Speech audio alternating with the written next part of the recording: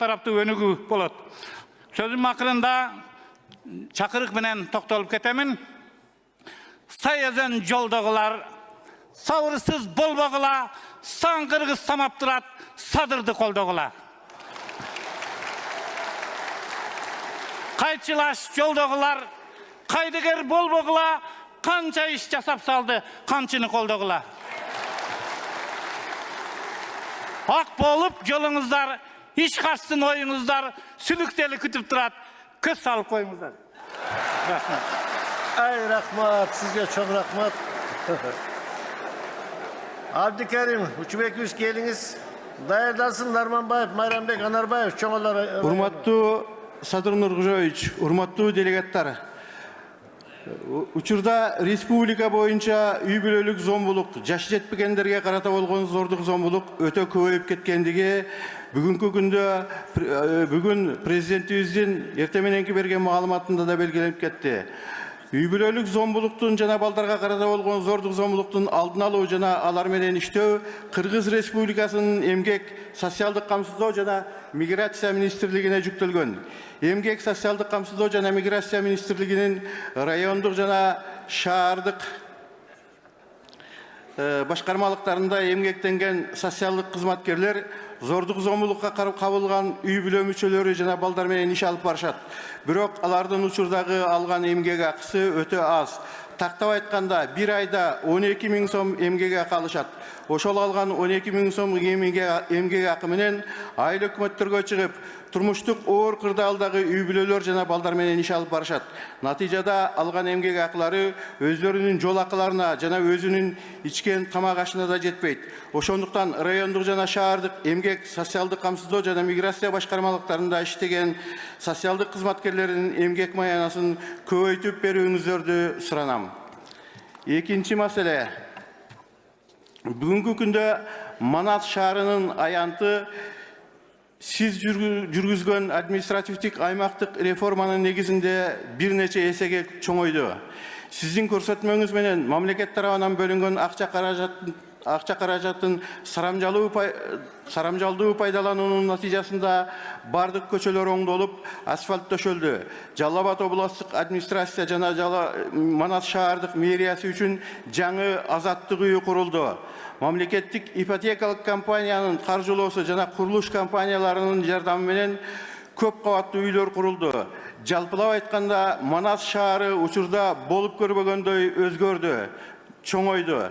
Мына ошондуктан өзгөргөн Манас шаарына республикалык маанидеги шаар статусун берүүңүздөрдү Манас шаарынын элинин атынан суранам. Сиздерге, ишиңиздерге ийгилик, чың ден соолук, өмүрүңүздөргө береке берсин деп Кудайдан тилеймин. Рахмат, рахмат. Майранбек Анарбаев келиңиз. 1 мүнөткө, урматтуу делегаттар.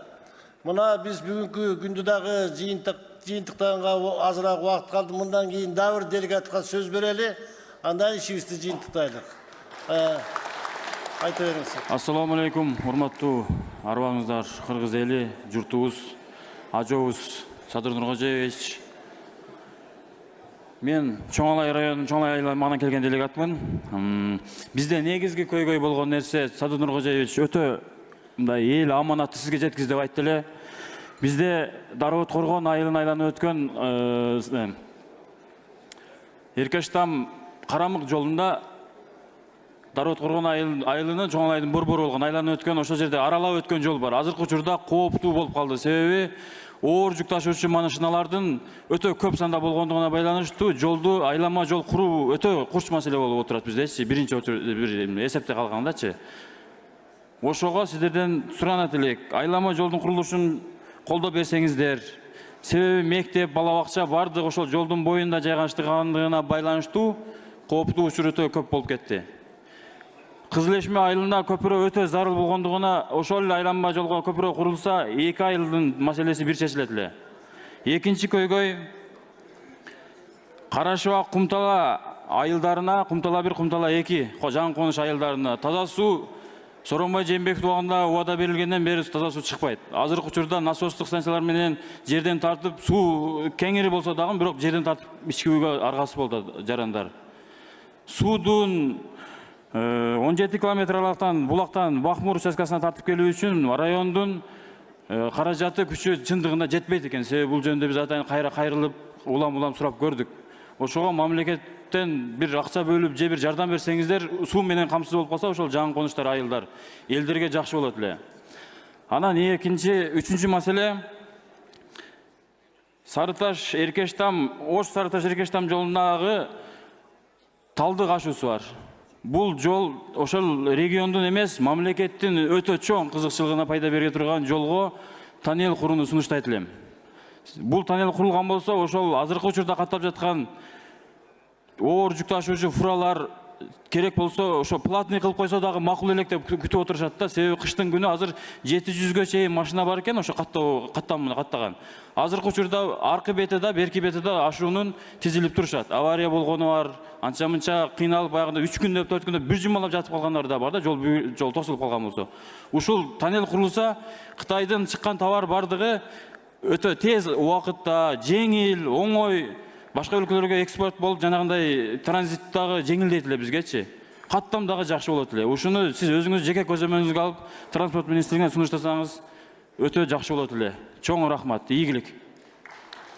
Рахмат. Норзалиев Сагынбек Өзбекович, сиз келиңиз. Сонан ушуну менен бүгүнкү жыйынды дагы аяктайлы деп атабыз. Анан бул киши сүйлөгөндөн кийин дагы бир маалыматтарды кулактан. Ассаламу алейкум, президент. 6%-тен берилип аткан айыл чарба кредити эмне үчүн 10%ке чыгып кетти? Суу жок. ФПС'тин 850 гектар жеринде суу жок 35 жылдан бери. Бир тоголокдан албайт. Өкмөттүн жеринде суу болбогондон кийин карапайым элде кайдагы суу? Суу жок. Көгөй айыл, Нылды айылы, Сарыбулак айылы. 3 айылда 6700 халкы бар. Міне бұл айылды көтүрөсүңөрбү? Мамлекетке суунун кереги жок болгондон кийин 35 жылдан бери 850 гектардан эч кандай түшүм албайт. Сайыстын убагында бир совхоздун малын жем менен, чөп менен камсыз кылып турган. Бүгүнкү күндө нөл. Кайрылбаган мекемебиз калган жок, барбаган жерибиз калган жок. Президент которулуп отуруп, мына сиздин тушуңузга келип калдык. Сизден суранабыз. Нылды БДРин Кыргызстандын эгемендүүлүк күнүнө чейин бүтүрүп берүүңүздү суранабыз. Анан элестетип туруңуз, азыр мен айтам, экинчи жагын. Алдагы сиздин артыңызда турган желек бул мана сордо. Мен турган жер Элчиргилип тул. 35 километр канал ушундай созулат. Алдагы желек турган жерден сизге чейин 15 километр. Эки колхоздун жери суу ичет. Сизден мага чейин 20 километр. 12 километрин Көгөй айыл ичет. 8 километрин ФПС'тен жер ичет. Суу жок. Мына ошон үчүн алдагы Манас Ордодон сизге чейин турган 15 километр жерге кош арык кылыш керек. 2 айылдан өткөзмөйүнчө бияка суу өтпөйт. Сиздин турган ордуңузда суточный БДР бар. Saat 4'te жабат, saat эртеменеки saat 4'te koy beret. Maga çeyin 8 saatta жетет. Anan oşol kaysı su, oşol kanaldın barın betondoş gerek. Biz dağı sorarım sizden. Uşul sizdin 3 aylığınız hazır televizyonun aslında alakan cayıp prezidentimiz emne dep cevap verecek endip alakan cayıp oturat. Suranavuz.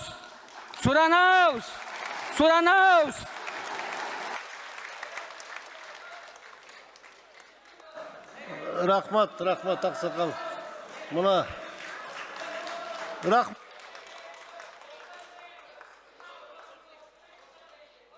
rahmat sizge.